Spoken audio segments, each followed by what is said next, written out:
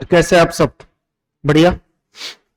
Hello Raju ji, अब आप थोड़ा सा या तो सामने आ जाओ या फिर यहाँ आ जाओ मेन सीट पर।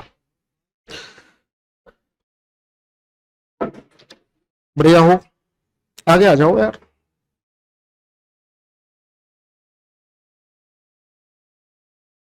ये कुर्सी सीधी कर दो।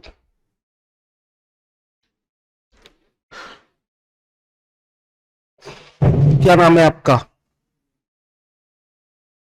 पवन। आगे? कहाँ से हो? खेड़ली से। आप कहाँ से हो? धौलपुर से। चलो, आपका शुभ नाम? परमेश्वर। अच्छा, कहाँ से हो? पाली से। बहुत बढ़िया। देखिए, सम्यक में जहां बैठे हो, इससे पहले सम्यक की कोई क्लास ज्वाइन की है आपने? कौन सी? 2023 फाउंडेशन था। और आपका? 23 फाउंडेशन अगस्त में। तो वहां रेगुलर क्लासेज लिए। कब खत्म हुआ वो? इसी जनवरी को। और आप सम्यक से पहले से जुड़े हुए हो इससे पहले? तो फिर आपको बताने की आवश्यकता ही नहीं है। फिर भी मैं बता देता हूं कि 11 वर्षों से अधिक सम्यक सिविल सर्विसेज में अपनी सेवा दे रहा है। सिविल सेवा अभ्यर्थियों के लिए एक विश्वसनीय प्रतिष्ठित कोचिंग के रूप में काम करता है और बना भी हुआ है। इसने अपनी शाख को ईमानदारी के रूप में हासिल कर रखा है, बनाए हुए है। सम्यक की परिणाम पद्धति के कारण न जाने कितने ही मध्यम वर्गीय परिवारों के लड़के हैं, अपन जैसे मध्यम वर्गीय परिवारों के लड़के हैं, जिन्होंने प्रशासनिक अधिकारी बनकर अपने सपने को पूरा किया है, अपने घर वालों के नाम को रोशन किया है, सम्यक का मान बढ़ाया है। 2013 आरएस में फर्स्ट रैंक अपने यहीं से ही थी। अनिल सिंगल का नाम आपने सुना होगा। 2016 फिर 2018 आया। 2018 में भी फर्स्ट रैंक अपनी यहीं से थी। कौन था बताओ? मुक्ता राव। 2021 की फर्स्ट रैंक यहां से रही है, रहा है। कौन है? विक्रांत शर्मा। और 2023 में भी जो सेकंड रैंक है अंकिता पाराशर, वो अपने यहीं से जुड़ी हुई है, यहीं से पड़ी हुई है। तो सम्यक की एक पुरानी पद्धति रही कि ईमानदारी के साथ अच्छे सिलेक्शन देना, अच्छे स्तर पर सिलेक्शन देना। तो आज हम हमारी क्लास को शुरू करते हैं और अपनी जो क्लास है उसमें मैं शुरुआत से अगर देखूं तो छोटी छोटी चीजें समझते हुए चलना। मेरा नाम अजय शर्मा है, मैं हिंदी पढ़ाऊंगा आपको। इससे पहले तो आपने ना तो यूट्यूब पर क्लास देखी होगी मेरी, देखिए नहीं? सम्यक में रहते हुए भी नहीं देखी? एसआई के बैच में देखी थी। तो चलो पहले शब्द से चालू करते हैं। मैंने एक शब्द यहां लिख दिया, ध्वनि। एक शब्द क्या लिख दिया? ध्वनि। ठीक है। ध्वनि के बाद मैंने लिखा वर्ण। वर्ण के बाद मैंने लिखा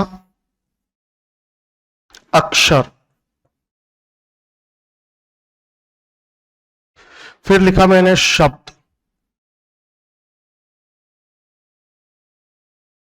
फिर पद। और फिर वाक्य। इस श्रृंखला में हम आगे चलेंगे। पहले क्या लिखा?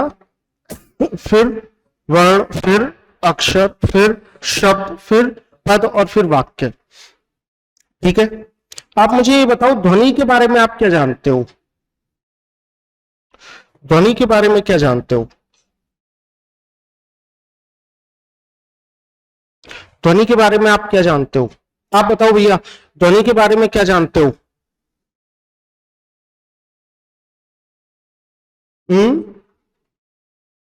उच्चारण। आप? मौखिक रूप। आप? हाँ। देखो, ध्वनि वो है जिसको हमने सुना तो है लेकिन अब तक लिखा नहीं है, नहीं लिखा हुआ देखा है। जब तक किसी भी चीज को लिखा ना जाए तब तक वो क्या है? ध्वनि है। ये क्या है? ये सुनाई दिया लेकिन लिखा नहीं। ये पंखे से आने वाली जो आवाज है ये क्या है? मेरी भी जो मैं बोल रहा हूं ये क्या है? ध्वनि। मान लो आपने कुछ भी चीज को सुना लेकिन उसे लिखा हुआ नहीं देखा, या जब तक उसको नहीं लिखा तब तक वो भाषा का कौन सा रूप है? तो ध्वनि भाषा का कौन सा रूप हो गया?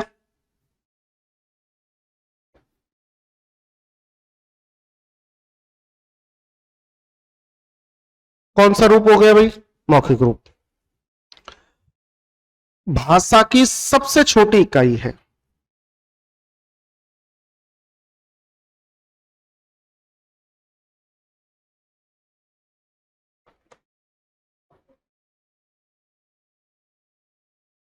भाषा की क्या है? सबसे छोटी इकाई। भाषा की सबसे छोटी इकाई क्या है? भाषा की सबसे छोटी, एक्टिव होकर के, अपनी क्लास में एक्टिव होना ही पड़ेगा। तो एक्टिव होकर बताओ भाषा की सबसे छोटी इकाई क्या है? ध्वनि। इस ध्वनि को अगर लिख दिया जाए, इस ध्वनि को क्या कर दिया? लिख दिया। ये लिख दिया। अब बताओ आपको लिखा हुआ दिख रहा है क्या? अब इसको बोलोगे तब तक तो ध्वनि है, और लिखते ही क्या बन गया? वर्ण बन गया। अब आप खुद देखो कि लिखित रूप में ध्वनि क्या कहलाती है? वर्ण। तो वर्ण भाषा की कैसा रूप है? लिखित रूप। वर्ण भाषा का कैसा रूप है? लिखित रूप। और ये भी भाषा की सबसे छोटी इकाई है।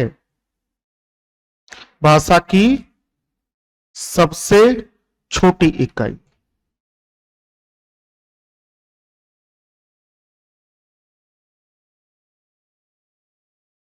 ये भी क्या है? भाषा की सबसे छोटी इकाई। अब आप देखिए, ध्वनि भी भाषा की सबसे छोटी इकाई है और वर्ण भी भाषा की सबसे छोटी इकाई है। ध्वनि भी भाषा की सबसे छोटी इकाई है और वर्ण भी भाषा की सबसे छोटी इकाई है। तो फिर इन दोनों में अंतर क्या है? ये मौखिक रूप है और ये लिखित रूप है। भाषा की सबसे छोटी इकाई होने से क्या तात्पर्य है? क्यों कहते हैं इसको भाषा की सबसे छोटी इकाई? इसके टुकड़े नहीं हो सकते, ना तो इसके टुकड़े हो सकते हैं और ना ही इसके टुकड़े हो सकते हैं। हाँ या ना? इसके टुकड़े नहीं हो सकते। लिख दूं क्या? टुकड़े नहीं हो सकते। आ गई बात समझ? अभी मैंने लिखा राम, क्या ये वर्ण है? शब्द है। वर्ण क्यों नहीं हो सकता? इसके टुकड़े हो सकते हैं। चलो, रा बच गया। अब हो सकते हैं, कैसे हो सकते हैं? रे प्लस आ, तो ये भी वर्ण नहीं है। अब इसके ये वर्ण है। हाँ, नहीं, ये क्या ये रे वर्ण है क्या? नहीं है। क्यों नहीं है? क्योंकि इसमें भी दो मिले हुए हैं, आधा र और अ। क्या रे के टुकड़े कर सकते हो? क्या आ के टुकड़े कर सकते हो? क्यों नहीं कर सकते? क्योंकि इनमें नीचे हलंत लगा हुआ है। हलंत का मतलब इनमें किसी भी प्रकार का स्वर नहीं है। जब नहीं है तो बताओ ये किसका उदाहरण हो गया और ये किसका उदाहरण हो गया? वर्ण का। तो वर्ण के उदाहरण लिख दूं। वर्ण के उदाहरण मैंने लिख दिए, र, आ, आधा म, अ। ये सब किसके उदाहरण हैं? वर्ण के उदाहरण। हाँ या ना? वर्ण के बाद आ गया अक्षर।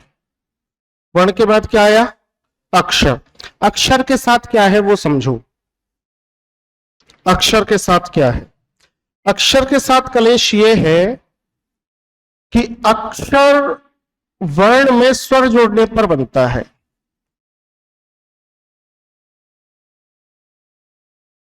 वर्ण में क्या जोड़ने पर बनता है? स्वर जोड़ने पर बनता है। अगर आप वर्ण में स्वर जोड़ दोगे तो ये क्या बन जाएगा? अक्षर बन जाएगा। कैसे बन जाएगा?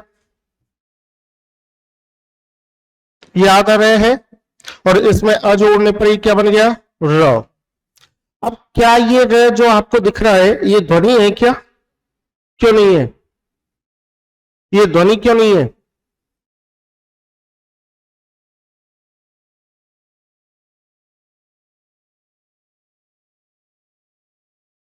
एक्टिव होना पड़ेगा, एक्टिव होना पड़ेगा। ये ध्वनि क्यों नहीं है? ये ध्वनि क्यों नहीं है?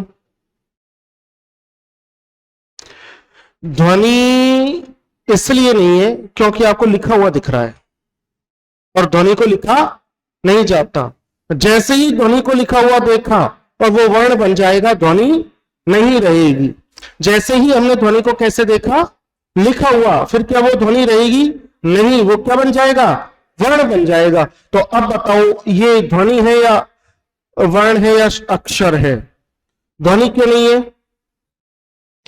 क्योंकि ये लिखा हुआ दिख रहा है। वर्ण क्यों नहीं है? क्योंकि इसके टुकड़े हो सकते हैं और वर्ण के टुकड़े नहीं होते। तो फिर ये क्या है? अक्षर। क्या ये शब्द है? क्यों नहीं है? क्योंकि शब्द का अपना एक अर्थ होता है। क्या ये अर्थ दे रहा है? नहीं दे रहा। जब ये अर्थ नहीं दे रहा तो फिर ये क्या बच गया? केवल अक्षर। ऐसे कई सारे अक्षरों से या कई सारे वर्णों से मिलकर क्या बनता है? शब्द, जिसका अर्थ भी होता है, जिसका अर्थ भी होता है। जैसे राम, शाम। अब बताओ, राम क्या है? राम शब्द है। ध्वनि क्यों नहीं है? हाँ, लिखा हुआ दिख रहा है। वर्ण क्यों नहीं है? आप इधर आ जाओ, आप इधर आ जाओ। आपका शुभ नाम आपने गणेश परमेश्वर।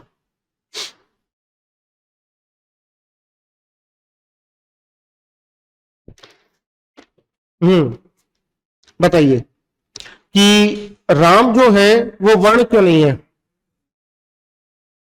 इसके टुकड़े हो सकते हैं, ठीक है। अक्षर क्यों नहीं है? क्योंकि अक्षर तो केवल एक ही वर्ण में स्वर मिलने से अक्षर हो जाएगा। यहां तो एक से अधिक अक्षर हैं और कई सारे अक्षरों से या वर्णों से मिलकर क्या बनता है? शब्द, जिसका अर्थ निकलता है। उसका स्वतंत्र प्रयोग हो सकता है। कैसा प्रयोग हो सकता है? स्वतंत्र। उसका कैसा प्रयोग हो सकता है? स्वतंत्र। अब पद की बात करेंगे साथियों। पद, देखो समझो पद को। पद के बारे में मैं कहूंगा कि कोई भी शब्द, कोई भी शब्द जब वाक्य में हो, किस में हो? बोलो। वाक्य में हो। किस में हो? वाक्य में। कोई भी शब्द जब किस में हो? वाक्य में हो, तब क्या कहलाएगा? पद कहलाएगा। कोई भी शब्द जब वाक्य में होगा तो क्या कहलाएगा? पद कहलाएगा।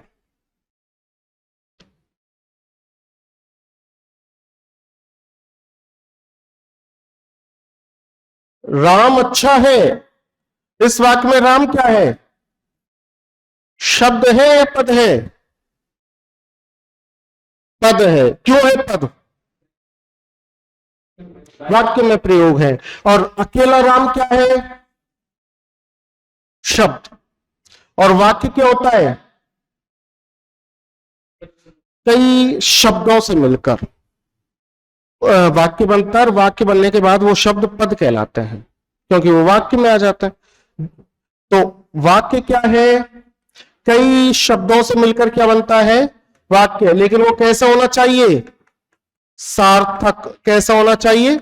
सार्थक। ये एक प्रक्रिया है। ये प्रक्रिया बताओ कहां से चली? ध्वनि से, फिर फिर फिर फिर फिर वाक्य। वर्ण क्या है आप बताओ? जिसके खंड में टुकड़े नहीं किए जा सकते वो क्या है? वर्ण। अक्षर क्या है?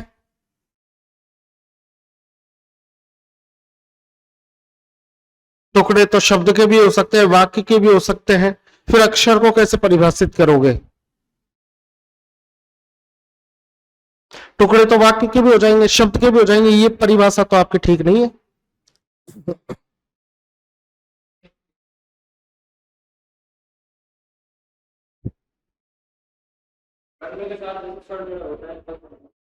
वर्ण के साथ अगर स्वर जोड़ जाए तो वो क्या बन जाता है? अक्षर। और शब्द की परिभाषा क्या है?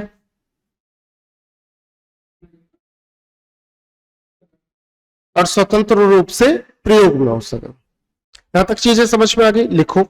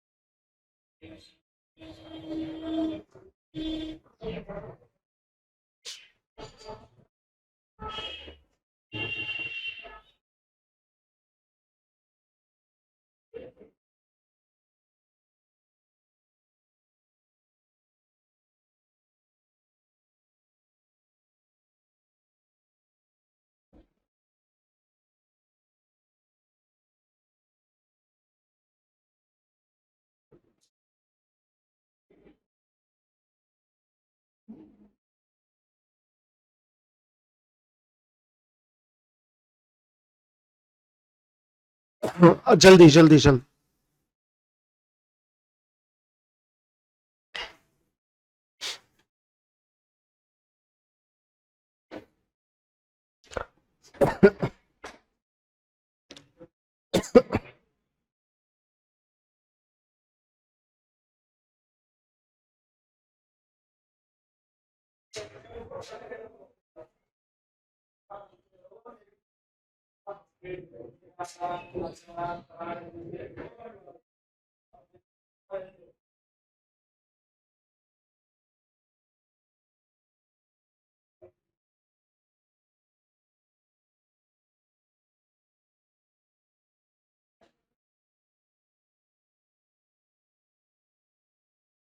आपका शुभ नाम?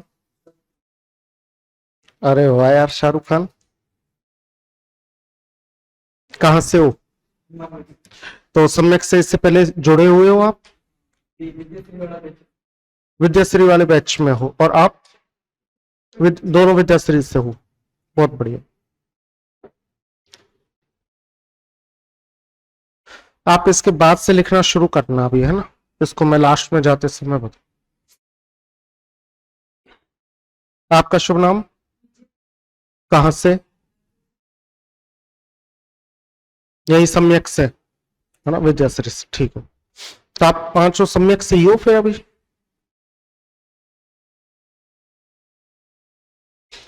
हाँ भाई, लिख लिया? आपने लिख लिया? अब मुझे जल्दी 1 सेकंड में बताते चलो कि ध्वनि क्या है, और सारी बात बताओ ध्वनि के बारे में। भाषा का मौखिक रूप इसके साथ साथ नहीं हो सकते। आप ध्वनि के बारे में बताइए, और इसके साथ भाषा की लघुत्तम इकाई, भाषा की सबसे छोटी इकाई, इसके साथ की इसके टुकड़े नहीं हो सकते। इसको लिखा नहीं जाता, इसको केवल बोला जाता है। जब तक इसको लिखा नहीं जाता तब तक ये क्या है? ध्वनि। और इसको लिखने के बाद ये क्या बन जाएगा? वर्ण, अक्षर, शब्द, पद, वाक्य, सब लिखने के बाद की प्रक्रिया है।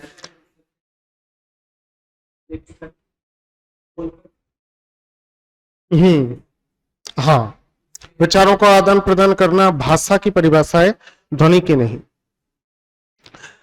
हाँ, आप मुझे बताइए कि वर्ण को कैसे परिभाषित करोगे आप? 1 सेकंड।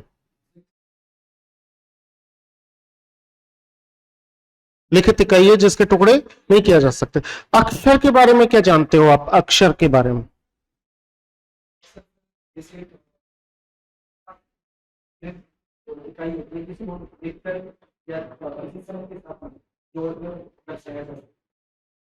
ठीक है, शब्द के बारे में क्या जानती हो आप? शब्द के बारे में क्या जानते हो?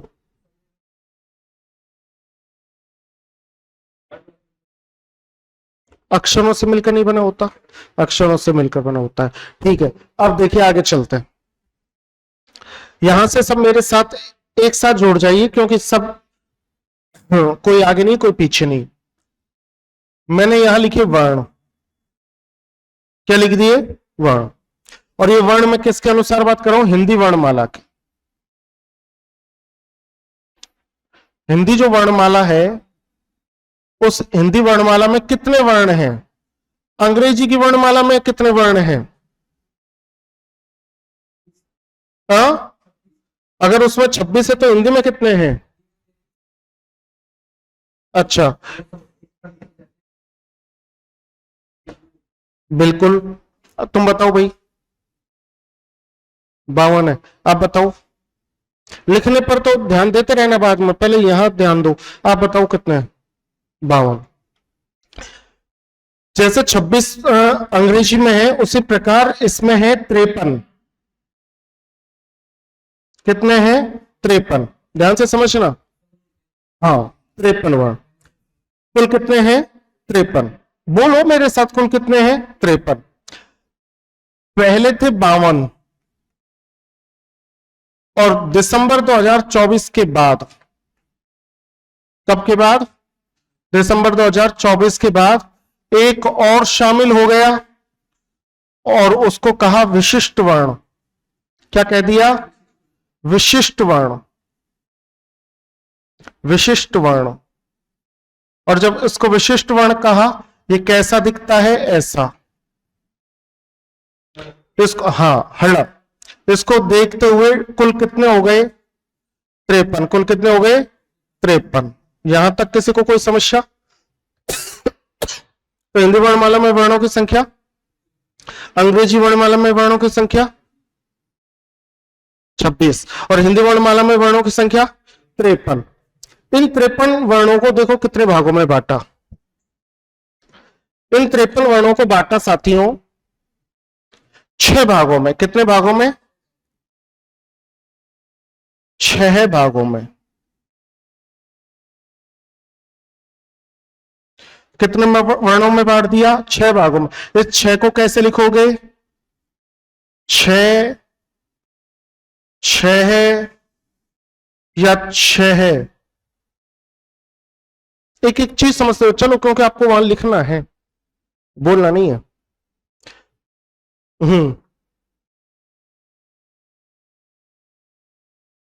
सेकंड। आप बताओ, जल्दी जल्दी बताते चलो।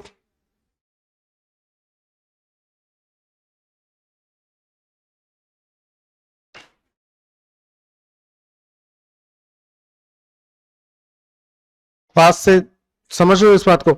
6 है, क्या होता है? 6 है। 6 भागों में। इन 6 भागों का मैं नाम लिख रहा हूं। फिर साथ बोलिए, स्वर। स्वर सभी को बोलना है, मरी हुई आवाज में नहीं, जिंदा हो तुम। स्वर। आप आज मुझे थोड़ा सा इनएक्टिव लग रहे हो, कुछ ना कुछ तो चक्कर है, कोई परेशानी? तो फिर हिम्मत से बोलो। बोलो स्वर। ऐसा नहीं, स्वर। हाँ, अब तुम मत बोलो केवल ये अकेला बोलेगा स्वर। आई नहीं आवाज। स्वर। हाँ, ऐसे मिल करके। पहला कौन सा है? स्वर। पहला भेद कौन सा है? तुम्हारी आवाज उस कमरे तक जानी चाहिए, तब आनंद है। स्वर। अभी भी नहीं आई। स्वर।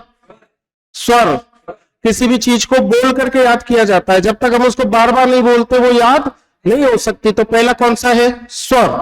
दूसरा व्यंजन। दूसरा मिलकर के व्यंजन। व्यंजन।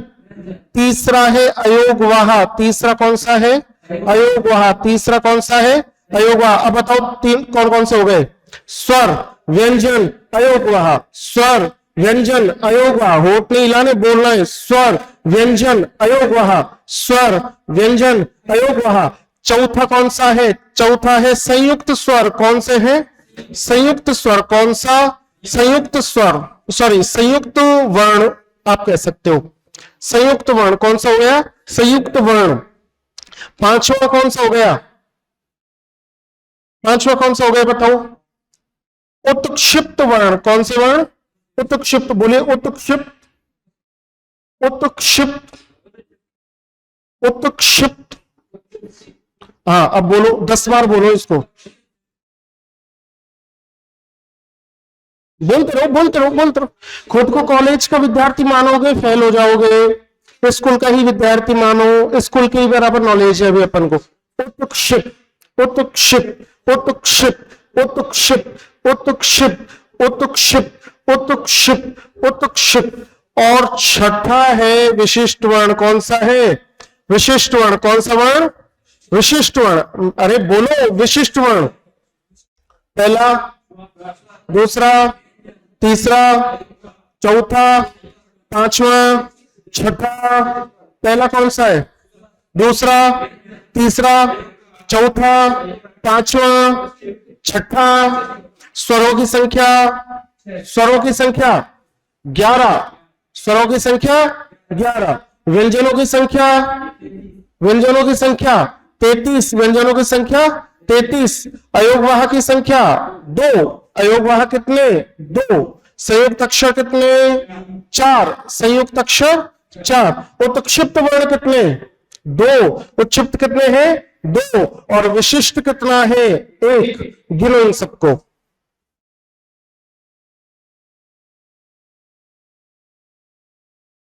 तिरपन।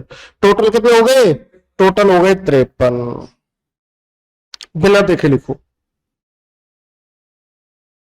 बिना देखे लिखो।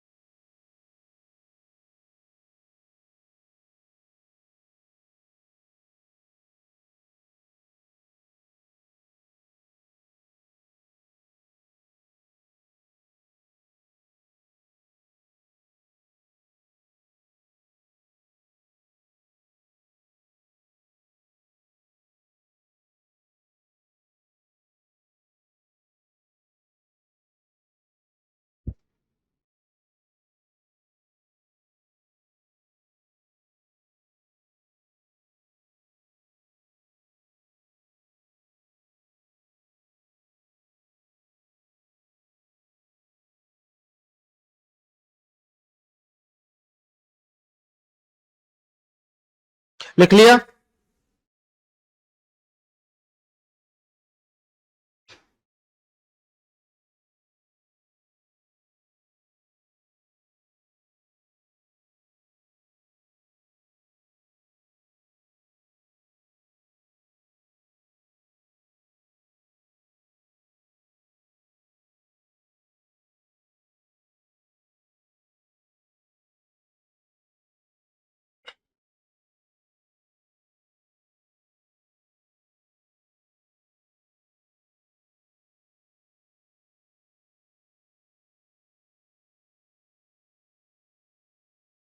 लिख लिया क्या? देखिए अब सुनिए।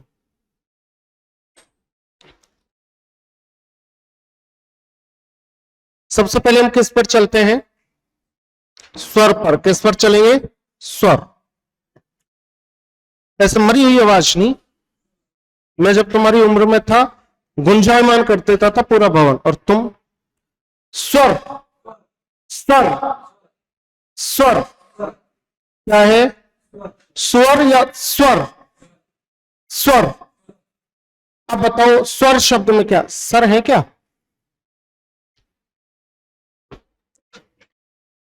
सर नमस्कार। और बढ़िया हो? हाँ हाँ हाँ हाँ। स्वर, देखो कई बार क्या होता है कि किसी भी शब्द के शुरुआत में आधा से आता है। कैसे आता है? ऐसे आता है, ऐसे आता है। स्माइल, स्कूटर,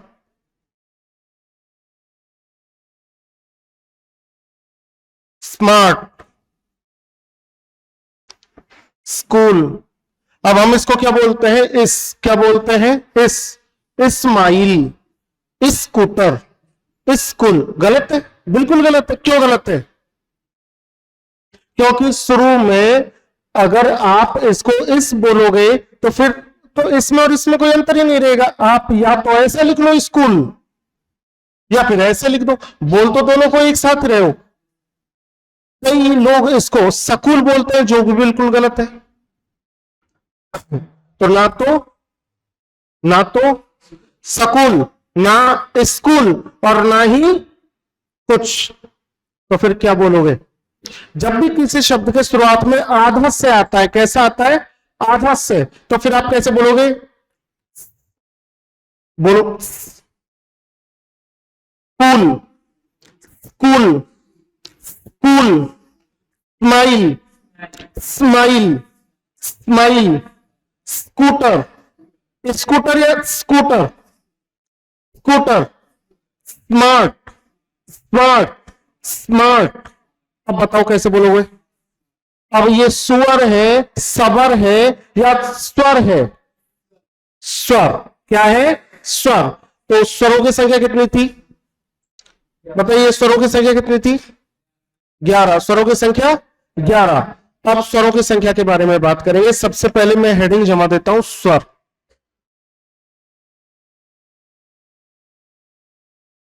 और स्वरों की संख्या कितनी है? 11। बोलने में भी हम गलती करते हैं, उच्चारण भी गलत करते हैं। तो मेरे साथ उच्चारण कीजिए।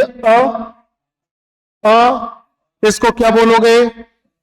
ए नहीं, ए क्या होता है? अ बताऊंगा अभी। और ये आ, ये ई, और ये ई, ये ऊ, और ये ऊ, ये री। ये क्या है? री। और ये ए, और ये आई, और ये ओ, और ये औ।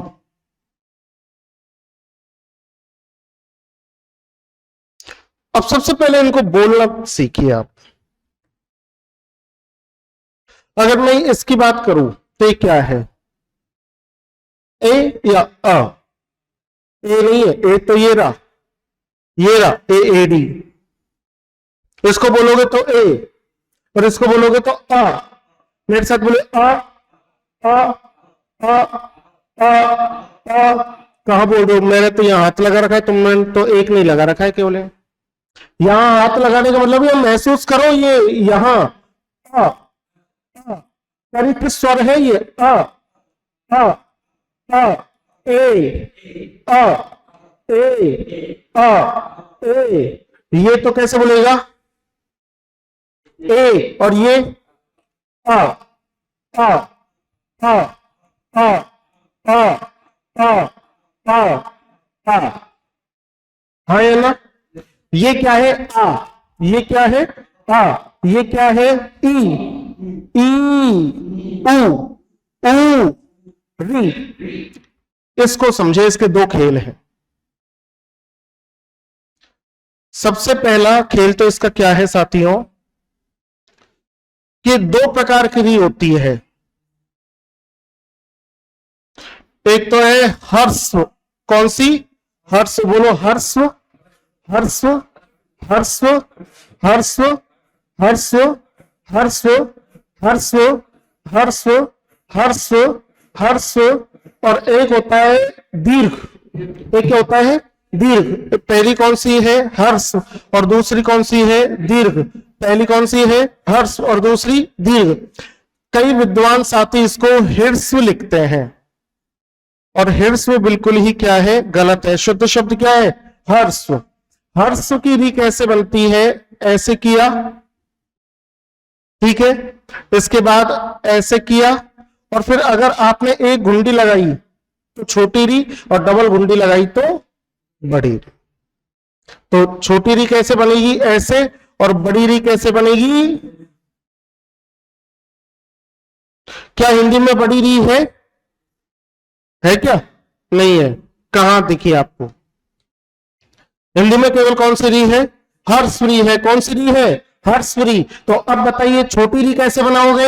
एक गुंडी, और बड़ी गुंडी डबल गुंडी किसमें? बड़ी री में। हिंदी में केवल छोटी है या बड़ी है? छोटी है, केवल छोटी है। इसको बोलोगे कैसे? कैसे बोलोगे? री या री? ये मूर्धन्य है, तो कैसे बोलोगे? री नहीं, री। आपकी जीभ मुड़नी चाहिए। री बोलो, री री री री री री री। बताओ, हाँ या ना? बोलो, आप बोलो। ये क्या री? ये तो ऐसे कैसे बोल दिया? री, जी मुड़नी चाहिए, री। गलत बात, आप बोलो। गलत, गलत। री, जीभ को मुड़ाओ, मोड़ो जीभ को, और फिर बोलो री। आप बोलो री। जीभ मुड़ी हुई होनी चाहिए, फिर सीधी होनी चाहिए। री री री। एक नॉर्मल री और एक री री, इस तरीके से।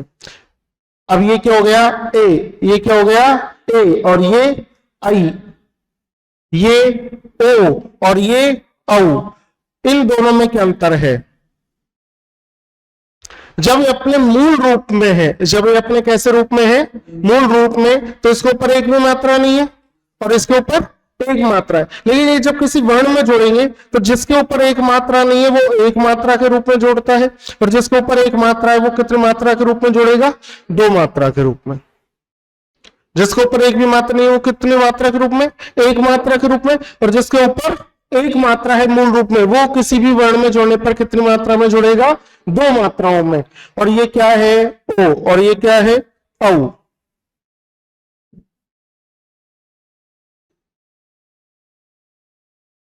बताओ क्या लिख रहा है? औरत। क्या लिख रहा है? औरत। तो फिर तुम औरत क्यों कहते हो उसको? औरत कहते हैं ना, जबकि होना क्या चाहिए? औरत। क्या है? औरत।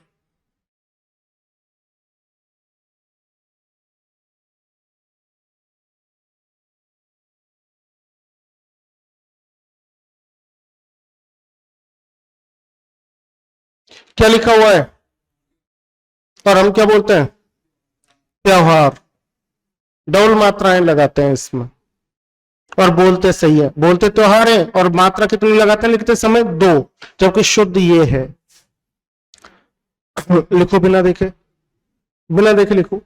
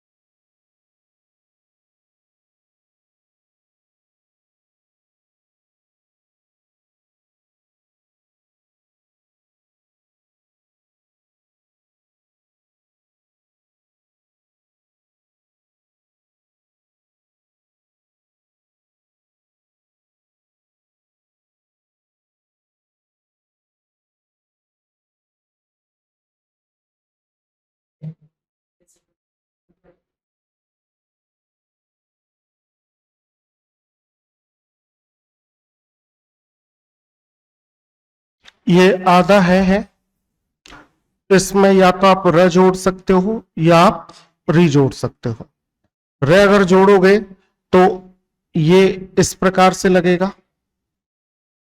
और अगर री जोड़ोगे तो ये इस प्रकार से लगेगा। यानी पहले आधा है और फिर उसके बाद र या री है। आगे चलें। अब मुझे बताइए कि स्वरों की संख्या कितनी है? 11। कौन कौन से हैं?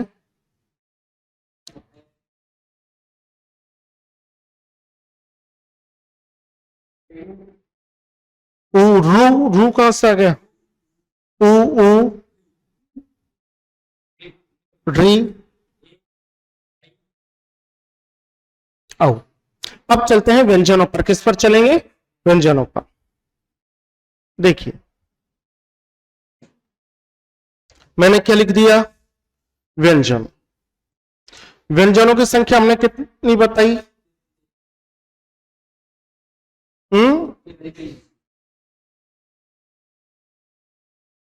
व्यंजनों की संख्या कितनी बताई? 33। कौन कौन से? अब देखो सबसे पहले इसमें क्या बात करेंगे। हिंदी वर्णमाला में 5 वर्ग होते हैं। वर्णमाला में कितने वर्ग होते हैं? 5। हिंदी वर्णमाला में वर्गों की संख्या कितनी है? 5। अरे बोलो कितनी है? 5 वर्ग है। कितने वर्ग हैं? 5। बोलो हिंदी वर्णमाला में वर्गों की संख्या 5। हिंदी वर्णमाला में वर्गों की संख्या 5। हिंदी वर्णमाला में वर्गों की संख्या 5। हिंदी वर्णमाला में वर्गों की संख्या 5। 5 वर्ग है। एक वर्ग में कितने वर्ण हैं? 5 वर्ण हैं। एक वर्ग में कितने वर्ण हैं? 5 वर्ण हैं। अब अगर 5 वर्ग है और एक एक वर्ग में 5-5 वर्ण हैं, तो कुल कितने वर्ण हो गए? 25 वर्ण हो गए। कितने वर्ण हो गए? 25 वर्ण हो गए। यानी हिंदी वर्णमाला में वर्गों की संख्या 5, एक वर्ग में वर्णों की संख्या 5, 5 वर्गों में वर्णों की संख्या 25। ये वर्ग कौन कौन से हैं? तो मेरे साथ बोलिए क, ये सब मुखिया है। क, श, त, त, प, कचट तप। मेरे साथ अब इसको कम से कम 21 बार आप बोलेंगे। कचट तप, कचट तप, कचट तप, कचट तप, कचट तप, कचट तप। दिमाग में एक इसको फीड कर लो कि क श, फिर ट त प, कचट तप, कचट तप, कचट तप, कचट तप, कचट तप, कचट तप, कचट तप, कचट तप, कचट तप। है ना? बताओ वर्णों की संख्या कितनी हो गई? और एक वर्ग में वर्णों की संख्या, 5 वर्गों में वर्णों की संख्या। प्रत्येक वर्ग का पहला अक्षर कौन सा है? क छ ट त प। कौन सा है? क छ ट त प। कौन सा? क छ ट त प, कचट तप। देखिए क वर्ग को देखिए, ये वर्ग है, ये मुखिया है अपने अपने घर के। प्रत्येक वर्ग का पहला वर्ण इनको कहा जाता है। अब कह के परिवार के बारे में जानेंगे। बोलिए ख, ख, ख, ख, ग, घ, घ, ग, ग, ग। अब आप इसको आज तक अणे खाली पढ़ते आए हो। आप इसको आज तक अणे खाली पढ़ते आए हो। इसका शुद्ध उच्चारण क्या है? ग। ग को नाक से बोलो ग, ग, ग, ग। तो इसका 5वां कौन सा हो गया? ग, ग। बोलो ग, लगातार बोलते चलो। ग, ग, ग, ग, ग, ग, ग, ग, ग, ग। क ख ग घ ग, क ख ग घ ग। अब आगे देखो, च का दूसरा छ, ज, झ, य। च छ ज झ य, त थ ड ढ ण, त थ ड ध न, प फ ब भ म। है ना? अब बताओ, ये प्रत्येक वर्ग के कौन से हो गए? अंतिम वर्ग। ये पहले, ये दूसरे, ये तीसरे, ये चौथे और ये पांच। है ना? अब देखिए, प्रत्येक वर्ग का पहला अक्षर, प्रत्येक वर्ग का पहला अक्षर टे छे टे ते पे। प्रत्येक वर्ग का दूसरा अक्षर ख छ ठ सॉरी, हाँ, ख छ ठ थ ठ, ख छ ठ थ फ। तीसरा अक्षर प्रत्येक वर्ग का ग ज ड द व। प्रत्येक वर्ग का चौथा अक्षर घ झ ढ ध भ। और प्रत्येक वर्ग का पांचवा अक्षर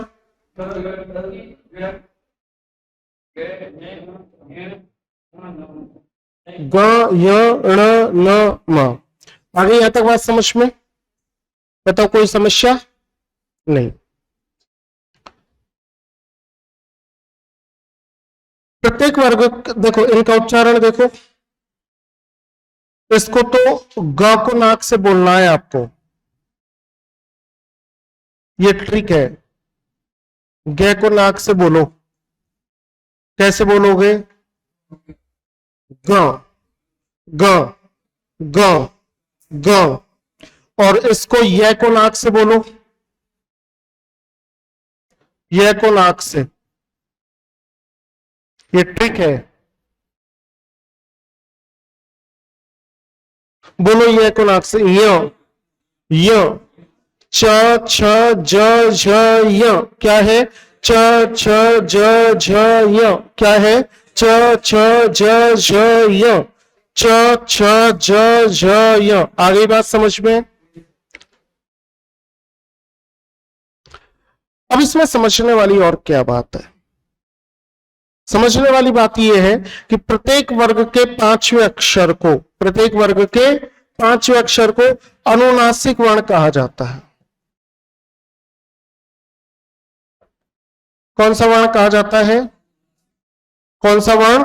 अनुनासिक। किसको? प्रत्येक वर्ग के पांचवें को। अच्छा, तो फिर जो पांचवा नहीं है वो क्या कहलाएगा? वो कहलाएगा निरअनुनासिक। क्या कहलाएगा? निर्योग अनुनासिक। निर्योग अनुनासिक। और शब्द क्या बन जाएंगे?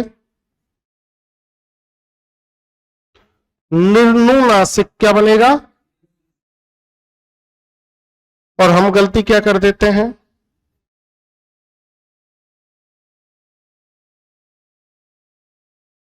जो कि क्या हो जाएगा? गलत।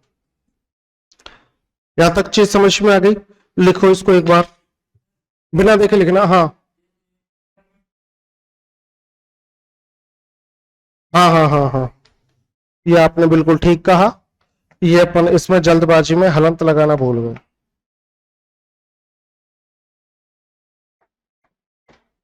जल्दी, बिना देखे लिखे।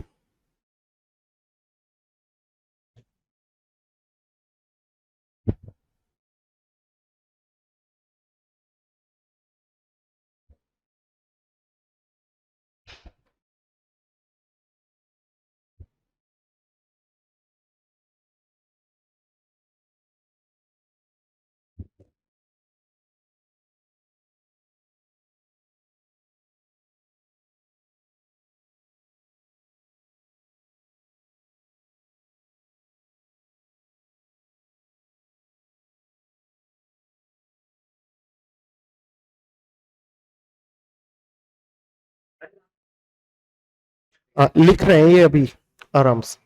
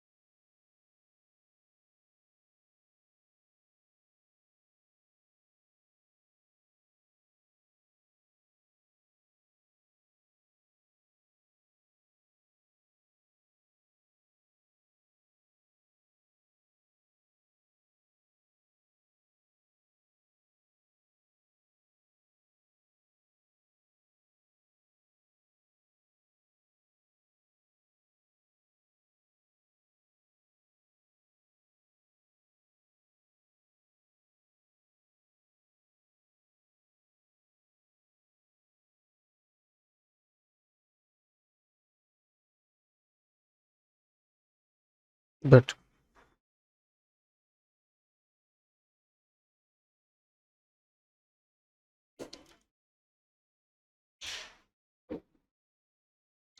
आपका शुभ नाम, कहां से हो? आपका शुभ नाम, कहां से? सीकर से। सम्यक से पहले जुड़ाव है किसी भी रूप में? नहीं है, अब हो जाएगा।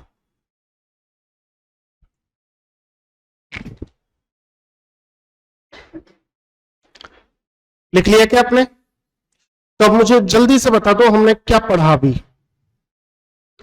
हिंदी वर्णमाला में वर्गों की संख्या, वर्गों की संख्या, हिंदी वर्णमाला में वर्गों की संख्या विजेता। हिंदी वर्णमाला में वर्गों की संख्या, हिंदी वर्णमाला में वर्गों की संख्या, हिंदी वर्णमाला में वर्गों की संख्या 5। कितनी है? 5। एक वर्ग में वर्णों की संख्या 5। कितनी है? 5 वर्गों में वर्णों की संख्या, प्रत्येक वर्ग का पहला अक्षर का छोटा तप, प्रत्येक वर्ग का 5वां अक्षर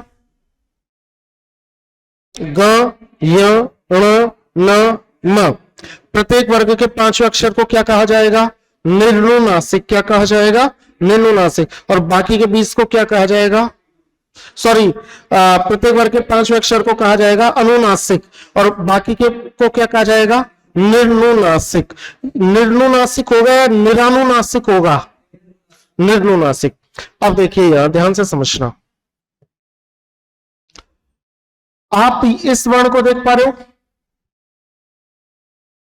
तो लिखना बंद करो और समझो। आप इस वर्ण को देख पा रहे हो? क्या आप इस वर्ण को देख पा रहे हो? इन दोनों में क्या अंतर है? सेम है या बिंदी का अंतर है? बिंदी का। कैसे अंतर है? यहां बिंदी नहीं है और यहां बिंदी है, और बिंदी कहां है? सामने। तो अगर डे के सामने बिंदी हो, सामने क्या हो? बिंदी हो, तब तो ये कै का कौन सा हो जाएगा? 5वां। और अगर सामने बिंदी नहीं हो तो ये कै का कौन सा, सॉरी, टे का कौन सा हो जाएगा? तीसरा। तो टे के तीसरे में और कै के 5वें में सिर्फ किसका अंतर है? बिंदी का। और ये बिंदी आपको कहां मिली? कहां मिली? सामने। ये बिंदी कहां मिली? सामने। कितनी आसान सी बात है, नहीं समझ पा रहे आप? अब बताओ इन दोनों वर्णों में क्या अंतर है? बिंदी का। मैं एक एक चीज को 3-3 बार इसलिए कह रहा हूं जिससे आप इन चीजों को समझ सको। इन दोनों वर्णों में क्या अंतर है? बिंदी का। बिंदी का कैसे अंतर है? एक के सामने बिंदी और एक में बिंदी नहीं है। जिसके सामने बिंदी है वो कौन सा वर्ण है? कै का 5वां। क्या बोलेंगे उसको? ग बोलेंगे। क्या बोलेंगे? ग। अब एक नई बात यहां हम देखते हैं, इन 3 वर्णों को हमने देखा, हाँ या ना? क्या इन 3 वर्णों से किसी भी शब्द की शुरुआत होती है? एक दो शब्द को छोड़ देते हैं, णमो वगैरह, बाकी होती है? नहीं होती।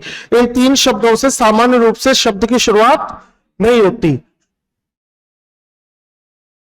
शब्द की शुरुआत नहीं होती।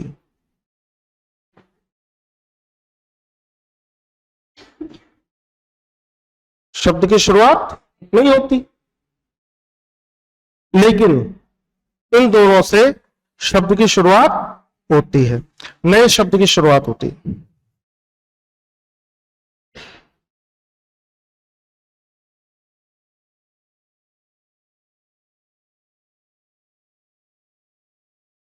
हाँ या ना? ना से कोई शुरुआत बताइए। नाम। मैं से कोई शब्द बताइए। मान। हाँ या ना? लेकिन इनसे शब्दों की शुरुआत नहीं होती। हाँ, लेकिन ये मध्य में आ जाते हैं। ये कहां जाते हैं? मध्य में आएंगे। जैसे बताओ ऐसा कोई शब्द जिसके मध्य में ये ग आ रहा हो? बताइए सर। जिसमें ये ग आ रहा हो मध्य में, गंगा,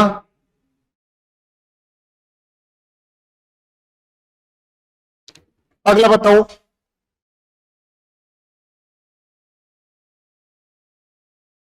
संजय, अगला बताओ। सणमुख,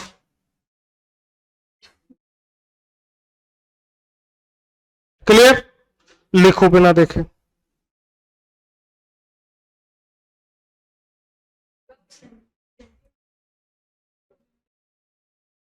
लास्ट में आना बिंदु पर ही है, वो आगे चलेंगे।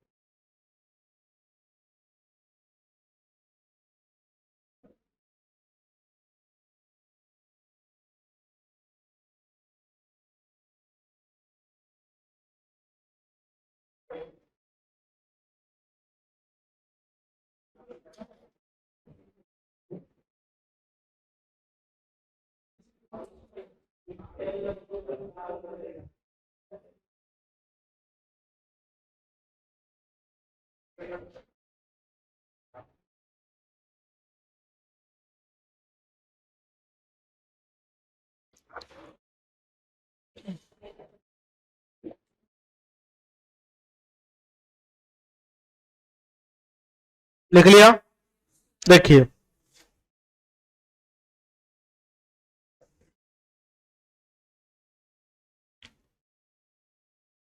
ये कौन सा वर्ण है? र। इस र वर्ण में ये ऊ है, और ये कैसा ऊ है? दीर्घ ऊ है। ये कैसा ऊ हो गया? ये कौन सा वाला रू हुआ? अभी अभी बताया था ना, हर्ष ऊ। कैसा ऊ? हर्ष ऊ। और ये कैसा ऊ? दीर्घ ऊ। क्लियर?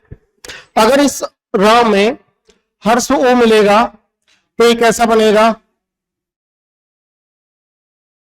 रू। लेकिन अगर इसमें दीर्घ ऊ मिला तो ये कैसा बना? रू। और केवल फर्क किस बात का है? घुंडी का। इसको इस घूमने को क्या बोला? घुंडी। घूमने को क्या बोला? घुंडी। तो अब इन दोनों प्रकार के रू में अंतर क्या है? एक में घुंडी है और एक में घुंडी नहीं है। यहां से शब्द शुद्धि में हमसे दिक्कत करता है वो। जब मैं शुरू लिखूंगा तो शुरू का शुद्ध रूप ये है, बताओ, घुंडी वाला। लेकिन जब मैं शुरुआत लिखूंगा तो शुरुआत शब्द में घुंडी नहीं है, आत प्रत्यय के कारण। शुरू जब लिखते हैं तो घुंडी है, और शुरुआत लिखेंगे तो घुंडी नहीं है। गुरु जब लिखेंगे तो घुंडी नहीं होगी। गुरु जब लिखेंगे तो घुंडी नहीं होगी। वधु जब लिखेंगे, बताओ, वधु में छोटा ऊ या बड़ा ऊ? बड़ा ऊ। चमू में, चमू का मतलब क्या होता है? सेना। चमू का मतलब क्या होगा? सेना। इसलिए एक शब्द आता है चमुत्साह। वहीं पर बताओ, रूप में छोटा रू या बड़ा रू? रूप। रूप या रूप? रूप। और रुपया? रुपया या रुपया? रुपया। अब आप देखो, शुरू में रू बड़ा घुंडी वाला, और शुरुआत में बिना घुंडी का। गुरु में बिना घुंडी का, वधु में दीर्घ ऊ, चमू में दीर्घ ऊ, रुपया में घुंडी वाला रू, और सॉरी रूप में घुंडी वाला रू और रुपया में बिना घुंडी का रू। ये आपको ध्यान रखना है। तो जब मैंने यह शुरुआत लिखा तो आपको पता होना चाहिए कि शुरुआत में कौन सा रू आता है, और केवल शुरू लिखेंगे तो घुंडी वाला। हाँ या ना? हिंदी वर्णमाला में सॉरी ध्वनि क्या है? भाषा की मौखिक इकाई। लघुत्तम इकाई इसको कह सकते हैं कि नहीं कह सकते? अगर इसी ध्वनि को लिखित रूप में हम देखें तो ये क्या बन जाएगा? वर्ण। वर्ण और अक्षर में क्या अंतर है?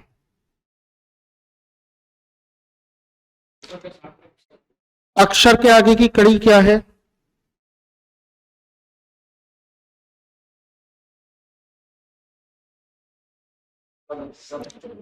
शब्द। शब्द के आगे की कड़ी और पद के आगे की कड़ी वाक्य। हिंदी वर्णमाला में वर्णों की संख्या कितनी है? वर्णों की संख्या, कुल वर्णों की संख्या 53 को कैसे लिखेंगे? इसको अगर मुझे हिंदी शब्दों में लिखना हो तो मैं कैसे लिखूंगा? 53 या फिर 53? कैसे लिखूं?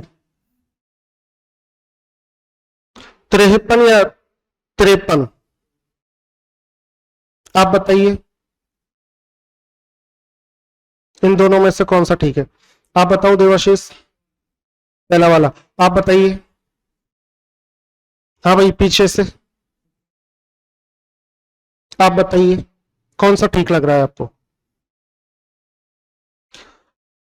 देखो अगर आप मेंस देने वाले हैं तो फिर आप हिंदी से छूते नहीं रह सकते, क्योंकि हिंदी केवल 120 नंबर की नहीं है।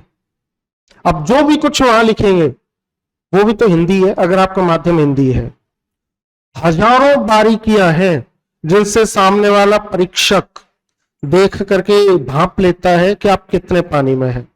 शिरोरेखा से भांप लेता है, उत्क्षिप्त वर्णों से भांप लेता है, अनुस्वार से भांप लेता है, कहीं बिंदी लगनी और चंद्र बिंदु लगा दी उससे भांप लेता है, विराम चिन्हों से भांप लेता है, लिपि चिन्हों से भांप लेता है, पैराग्राफ बनाने की डिजाइन से भांप लेता है। और बार बार जब वो देखता चलता है तो उसका दिमाग खराब हो जाता है। तो आप किसी भी चीज को लिख रहे हैं, किसी भी भाषा को लिख रहे हैं, किसी भी विषय को लिख रहे हैं, लेकिन लिख तो हिंदी ही रहे हैं, और ये सारे शब्द उसमें आते हैं। संधि आपको हर जगह काम देगी। आप वनोन्मूलन अगर लिख रहे हैं तो आपको अगर गुण संधि का पता है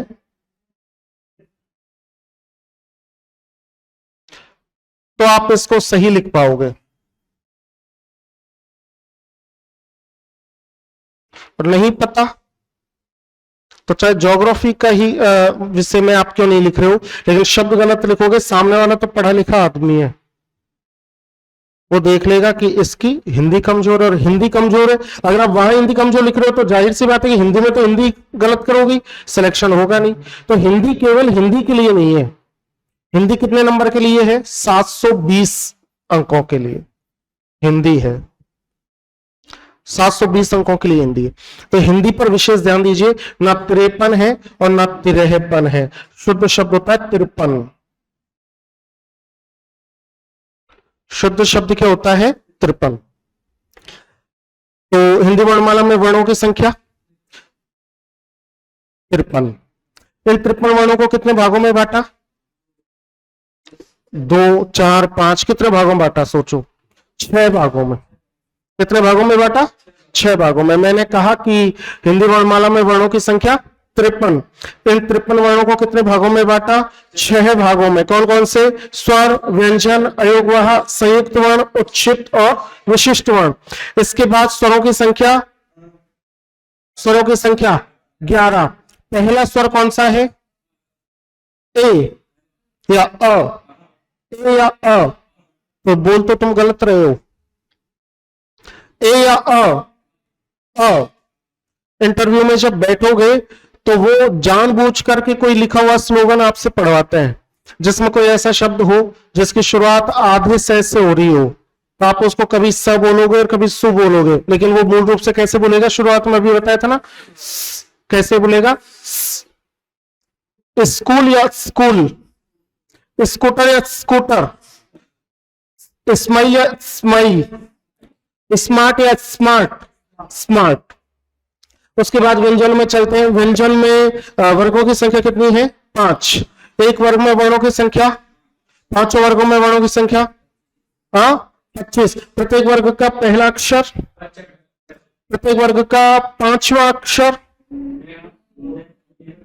ग य ण न म, ग य ण न म। शुरुआती 3 अक्षरों से शब्द शुरू होते हैं।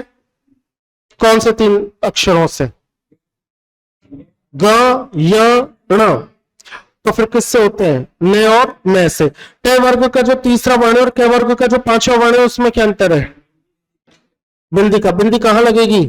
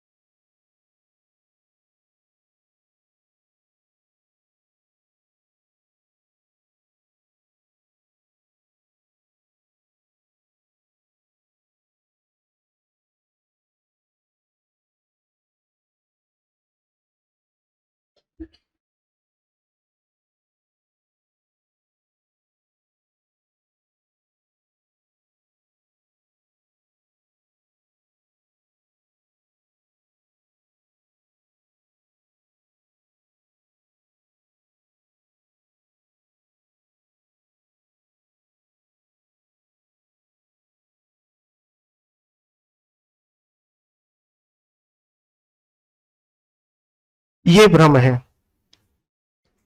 सुलझा सकते हो आप इस भ्रम को? ये भ्रम है लेखन में। और लेखन में ये भ्रम अगर हम पैदा नहीं करें या इस भ्रम को समझ लें, सुलझा लें, तो हो सकता है कि बहुत आगे हम निकल सकते हैं। ये कौन सा वर्ण है? तीसरा। किसका तीसरा? ट का तीसरा। और ये ट का तीसरा है और ऊपर हो गया अनुस्वार। ये कौन सा वर्ण है? क का पांचवा। ये नीचे बिंदी लग गई तो उत्क्षिप्त वर्ण। कौन सा वर्ण हो गया? उत्क्षिप्त। नीचे ये लग गया तो हलंत। अगर मैंने कहा उड्डयन, हाँ है ना? एक शब्द मैंने क्या लिख दिया? उड्डयन। और एक शब्द मैंने लिख दिया कि सम्यक। अब बताइए उड्डयन में हलंत किस में है? डे में हलंत है? ईमानदारी से सोच के बताना। डे हलंत है उड्डयन में कि नहीं होना चाहिए? उड्डयन में डे हलंत होना चाहिए कि नहीं? चलो कोई नहीं, ये देख लो ग ड ढा। अब तो तुम्हें कोई परेशानी नहीं होनी चाहिए। बताओ गड्ढा में हलंत किस में है? गड्ढा में हलंत किस में है?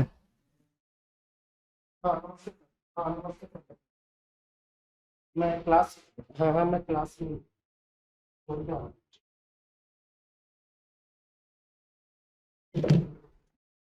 हाँ बताइए हलंत किस में है? गड्ढा शब्द के डे में है और सम्यक में हलंत किस में है? अब आप मुझे एक छोटी सी चीज बताओ कि हलंत शब्द का अगर हम देखें तो हलंत 2 शब्दों से मिलकर बनता है और ये हल एक चिन्ह है। ये जो चिन्ह है इसको हल चिन्ह बोलते हैं। अगर किसी शब्द में हल अंत में है तो ही उसको क्या बोलेंगे? हलंत। तो हलंत केवल किस में माना जाएगा? क्यों? हल चिन्ह अंत में है। क्या गड्ढा में हलंत है? नहीं है। क्या उड्डयन में हलंत है? नहीं है। तो फिर क्या है? हल चिन्ह है, हलंत नहीं है। आ रही है छोटी छोटी चीजें समझ, बाकी और बाद में बात करेंगे। आप सबका बहुत बहुत धन्यवाद। आप जो अभी नए जुड़े हैं वो केवल अंग्रेजी के लिए जुड़े हैं या हिंदी में भी आपका विचार है? केवल केवल इंग्लिश के लिए कौन है, एक बार हाथ खड़े कर दीजिए। बाकी औरों का हिंदी में भी विचार है तो कल अपन मिलते हैं 4 बजे। बहुत बहुत धन्यवाद आपका।